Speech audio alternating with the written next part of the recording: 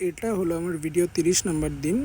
আর এখানে আমি পেয়েছিলাম কোম্পানিতে প্রায় 6 মাস বাদে ছুটি বাড়ি যাওয়ার জন্য। তো খুশি মনে চলে গেলাম বাড়ির উদ্দেশ্যে।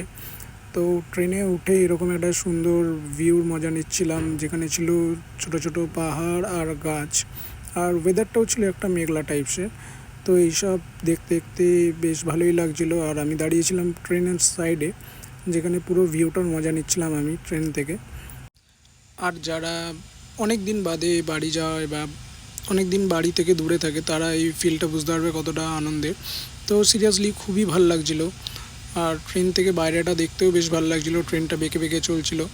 তো এরকম করতে করতে হয়ে গেছিলো সন্ধেবেলায় সূর্যের অস্ত্র আর পাহাড় সাথে সবুজ গাছপালা, বেশ ভালোই লাগছিলো বাইরের ভিউটা।